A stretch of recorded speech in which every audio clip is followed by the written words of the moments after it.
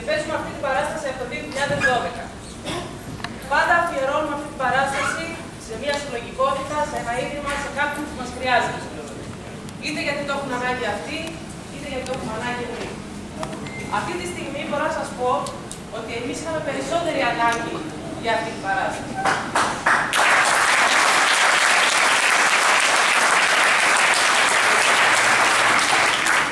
Το έργο το έγραψα εγώ και το σκηνοθέτησε η Άννα Γιαννακίδη και η μουσική την έχει γράψει η Τόνια Σουλέρη.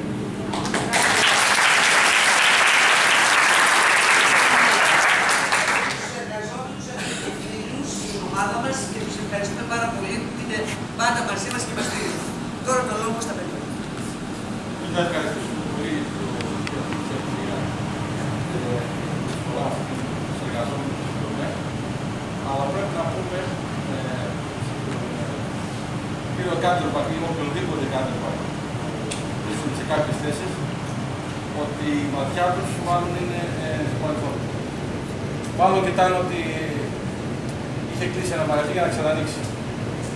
Επειδή η δικιά μας ματιά είναι στο μέλλον και λέμε ότι ίσως το μαγαζί να άνοιξε και να ξανακλείσει, κανένας Κάντερμπαχ, κανένας σταγματάρχης, κανένας στρατηγός, κανένας στρατάρχης δεν θα μπορεί να το σταματήσει. Οι μόνοι που θα το σταματήσουν είμαστε εμείς. Είμαστε απάντες και είμαστε αλληλέγγυοι και στρατηγοί. Έτσι θέλω να ευχαριστήσω την ομάδα, την θεατρική ομάδα της Εύτερια που οργανώνει αυτή την όμορφη παράσταση.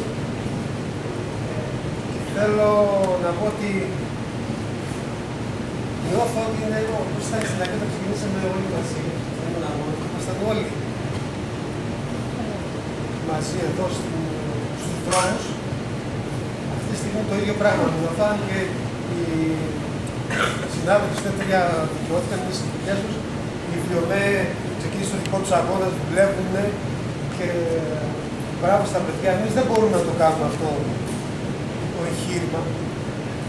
Υπάρχει μεγάλη δυσκολία. Είμαστε στους δρόμους. Είμαστε στους δρόμους μας 2,5 χρόνια. Προσπαθούμε να επαναλειτουργήσουμε το εργοστάσιο. Και αυτό θα το κάνουμε. Στην παράσταση δικιά σας, με την αλληλεγγύη σας, δεν καταναλώνται αυτά τα προϊόντα. Σας ευχαριστώ.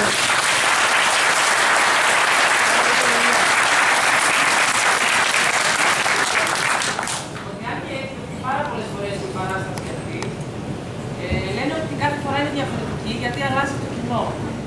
Εσείς επειδή έχετε στη συνέχεια οι ίδιοι και οι ίδιοι, αλλάξατε τους τοπίους.